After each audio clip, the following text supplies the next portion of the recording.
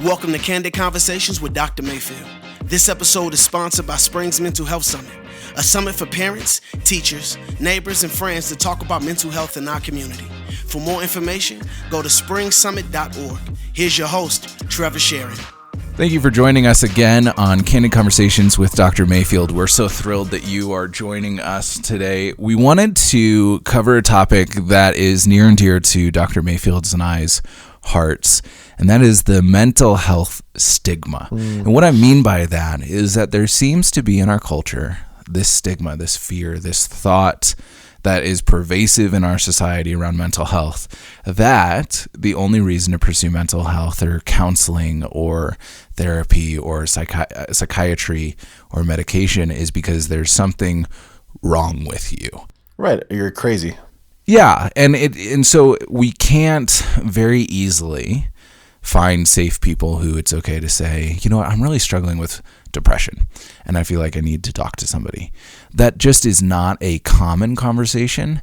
And I know, Dr. Mayfield, you and I have experienced a lot in our area with a lot of teen suicides, that was one of the contributing factors for some of these teens who took their lives, was they just did not have a safe place or the permission to talk about the deeper issues that were going on inside and some of these things that are stigmatized. So we wanted to spend the next few minutes just talking about why there's a stigma around mental health and what we can do as individuals to kind of break that and begin a change. It's funny because I've had individuals come up to me a lot and kind of even talking with professionals in the field that they don't like the term stigma because it leaves a bad taste in your mouth. And I'm like, good. Yeah. Is stigma supposed to be a good thing? No, it's not. And I think, so let me, for those of you that get turned off by the word stigma, let me use a different phrase. Uneducated. And that might be a harsher word. I'm going to, tick some people off right now.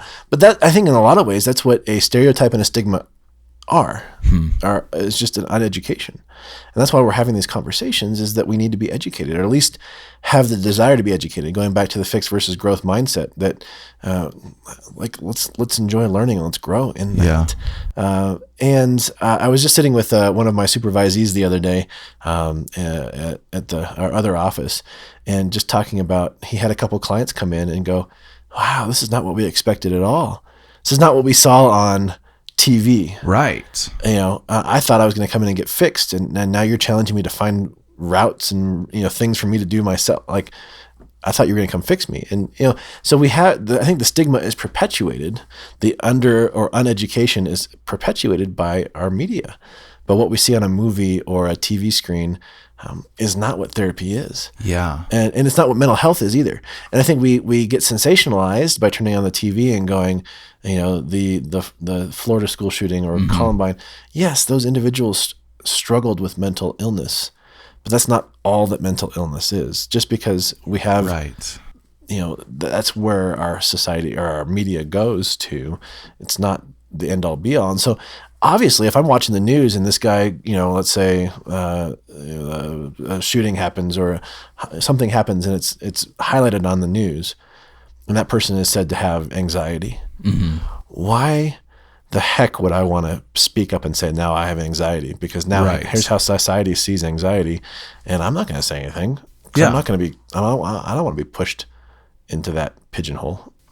And it could be something where we, all of these very useful, not diagnoses, but just titles or explanations of what's going on, become stigmatized themselves. And so being told, I know that I've run into a situation where someone close to me, we're learning that he may be on the autistic spectrum. And that's really hard for the people around them, because there's this misconception that that's a brokenness or a bad thing, rather than a useful tool for us to use of like, okay, now we know how this person is relating to the world around them and how we can be better equipped to interact with them. That's such a beautiful conversation to have, Trevor. But let's be honest. It hasn't happened in our society. No. When you're different, if something's different, let's just not talk about mental health right now, but if you're different. I just saw this movie called Wonder. It was an amazing movie about this kid that had to have several facial surgeries when he was born because of just how he developed, and he was different, and how society treated him because he was different. Just because we're different doesn't mean it's bad, or that we need to, but think about how society has continued. Right. Here's what the norms should be. Yeah. Right. You look at high school, and all the popular kids look almost exactly the same. Act the same. If we look at Mean Girls, they're all blonde, skinny, white girls. You begin to look like that, and so it's weird or bad or it's perceived that way. Sure. If you look differently. And so somehow, if we enter into these conversations of being different, somehow we're wrong, or we're bad because of it. And I'm like, I want to stop that right now. We're uneducated. We're undereducated. Let's get educated. Yeah. Just because a kid has a vibrant imagination and is struggling to be in relationship with somebody else doesn't mean that he's bad. Yeah. It means that he is gifted in a very beautifully and different way. Yeah. Just because a kid can't sit still in class doesn't mean that he's going to have ADHD. Maybe he's experiencing the world in a different way, and we need to have words to that. And even if he does have ADHD, it doesn't mean that it's bad. Yeah. It's just finding out what is and how do we operate in that. You and I have been very open and honest on this podcast that we struggle with depression and anxiety. Yeah. That's what led to some of our suicide attempts and cutting and different things like that. And we shouldn't be ashamed to talk about that kind of stuff. And I want to read something real quick. As I've been preparing for a talk and the book that I'm writing, I've come across some statistics, and the National Institute of Mental Health has some pretty good statistics on this kind of who in our culture is struggling right now. And this is just so I want our listeners just to slow down for a minute and listen. Try to be not distracted by what's going around, because I think this will enhance our conversation. 1 in 5 children ages 13 to 18 have or will have a serious mental illness. 1 in 5. 20% of youth ages 13 to 18 live with a mental health condition. Live, like every day, live with that. 50% of all lifetime cases of mental illness begin by the age of 14, and 75 by the age of 24. So what are we doing by not talking about this? Right? We're delaying this. And one of the things that just floored me, and we've talked about this in public a lot, is that there is a 10-year gap between onset of symptomology and first ask of help. Yikes. 10 years. Can you imagine if that was cancer? We wouldn't stand for that. And yet here we are. It's an average 10-year gap between when my anxiety starts and when I go, okay, it's probably bad enough now that I need to go get help. Yeah. And I know there may be some listeners out here that are very pro mental health, very pro counseling, but I'm going to give you an example that should show how pervasive this stigma is. If you have a couple friend of yours, married couple, and they say, yeah, we're going to see our marriage therapist, immediately our minds go to, are you guys getting a divorce? Like, what's wrong? Yeah. What's going on? Rather than what my wife and I are trying to do of just checkups. Have a third party who's knowledgeable and understanding, who's able to come in and say like, hey, I'm noticing some different patterns that may not be the best for your marriage and may turn into something further down the road. Let's talk about that. Right. Absolutely.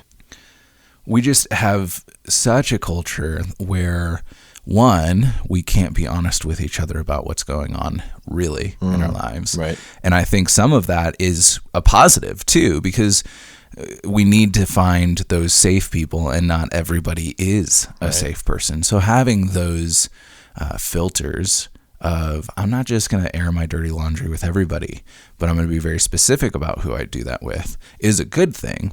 But we still need to communicate. We've talked before about how our brains do not fully develop unless they're in relationship. This is part of that. Right. It's a relational falling out, if you will, in our society. A couple more statistics, and then we can continue the conversation. Yeah. But so the same website, National Institute on Mental Health, says this: 43.8 million adults experience mental illness in a given year, right, in the United States. And I can go into more statistics. I'm not going to bore people on that one. But this is what I found interesting is that depression is the leading cause of disability worldwide. Depression is the leading cause of disability worldwide, costing the world $193 billion in lost earnings or productivity. So why aren't we talking about this? Why aren't we providing supports for both youth and adults? 90% of those that die by suicide have an underlying mental and emotional struggle. Well, it's kind of a very obvious tie into what's causing this and how we can prevent some of these tragedies that we've seen in our community. Right. Well, I think a lot of it comes down to it has to start in the family. And however family is defined, I honestly, in this conversation, I don't care how family is defined, but however family is defined, you have to start there. You have to create space for your kid to be okay with their emotions, to be okay with struggle. And this is where the resiliency is built, right? Yeah. Be okay about talking through tough stuff. We talk a lot about in our attachment conversations about rupture and repair. But if something goes wrong in the home, being willing as an adult to come up and say, I really messed that up. Would you forgive me? And you're working through those things, but also I think too, for those families that, this is why it needs to start in the home, for those families that don't have a pervasive mental health issue, talking about how do we care for those in our community, our neighbor, our friend, our cousin, our grandparent that are struggling, and how do we create safe spaces for them? Yeah. And we've talked before about how, different reasons we can go to counseling. And I think, as I'm learning through education about counseling and being in the field, quite a bit of it isn't necessarily around mental health, but it's relationship crafting of hey, I'm really not able to maintain relationships. What am I missing about myself? And how can I put these pieces together? How can I be a better person and self-actualize, this big therapeutic word of just being the best self that you can be? Actually, I don't like the term self-actualize. I know I'm going to make a lot of counselors upset. I like self-realize. Right? Because it's more attainable. I think sometimes we talk about self-actualization as this ethereal out there goal. Yeah. But what if we come to a self-realization? Who am I? Who am I? Who can I be? Who can I become? What are my faults? What are my struggles? What are my warts? And how can I become okay with those things and lead with that? And if you look at counseling from that perspective, if you look at mental health from that perspective, it becomes something that is universally helpful. I mean, who wouldn't benefit from having some expert be able to help you explore yourself and find those things? And maybe you'll come across you struggle a lot with anxiety. And this is something that we need to focus on because it's hindering your ability to do the rest of life. Sure. And you said something, I know you didn't mean it this way, but you said, find an expert. And I think, yes, we as counselors have been trained in mental and emotional health and well-being. And a good counselor, like we talked about earlier, is to go to, in our earlier podcast, is going to treat you as the client, as the expert, because we're doing this together. And so it's not abdicating our role to find an expert, even though you want to find somebody that's expertise is in mental health, right? But coming with that desire and that going, I've lived this life. I have something to bring to the table. I think one then reduces the stigma. Yeah. It helps with the undereducation as well. So what would, if we try to take the most important step, the next one, towards a society that doesn't have this mental health stigma? I think in my mind, one of the first steps is having mental health checkups. Sure. We go to the dentist, we have our teeth cleanings, we go to the doctor for our checkups, we go to the eye doctor to get our prescription renewed. We do all of these things that we don't even think about as unusual or out of place, but then the thought of a mental health checkup is this it's the stigma. Sure. But what is that? What does a mental health checkup look like? Can I pause there for a second? I want to, just something that I just remembered watching on the news this week. And I think even the Me Too movement that's happened over the last 6-8 months has been a cry to call out things that we don't talk about. And I love the basis of that. I think the Black Lives Matter movement is the same thing. Let's talk about things that we don't talk about. Yeah. That are issues that are super important. The gun control topic, the students walking out because of making a statement. I think those are important things. But Oprah was on this week too. I'm not sure what talk show she was on, but she was talking about her life and the trauma that she went through and the importance of trauma-informed care. And it's Oprah, right? Yeah. So she's now up leading the charge and talking about these things, and that's good. Even if some of these things get twisted in the media, Sure. so be it. But we are talking about it. Yeah. And I think that's the biggest thing. If those people in power, a basketball player, I think his last name is Love, talked about the fact that, hey, I too struggle with anxiety. Here's what that looks like. So if people in power, or at least in the spotlight, begin to bring down the veil and have conversations about the vulnerable parts of their life, Yeah. now we're removing stigma. Well, if Oprah could, Oprah's got such a powerful platform. If Oprah can talk about it, maybe I can too. That's awesome. I love that. I don't care what you think about Oprah or not, but by her just doing that is a beautiful thing. Yeah. And so, yes, going back to the mental health checkups, how do we begin that to change that tide? It's going to take some time, but if we see that society values my mental and emotional health, Yeah. now going to a counselor to get a mental health checkup that might turn into a couple months of counseling is not as scary anymore, because we know that everybody else is talking about it too. And that's very, very powerful. And I want to say this too. You've heard me say this a lot, that everything that is psychological is physiological. And just because we can't see it from, we don't have x-ray vision and I can't see what's going on with your neurotransmitters or your physiology and your hormones, doesn't mean that it's not just as real as the broken arm or cancer. And so we can't just ignore some of these issues. I think we've tried that, and we've seen where that leads. Look at the trajectory of our society over the last 2 decades. Our mass shootings, again, not trying to be politically correct or political at all, but just what have we watched on our TV? It's the value of human life has gone away. But it's, each individual in these things has struggled with some form of mental or emotional illness. Yeah. And so if we're not being upstream proactive, we're always going to be reactive, and we're not going to make any progress. Yeah. And I'm just reflecting on some of the conversations we've had and how they tie into mental health of friendship.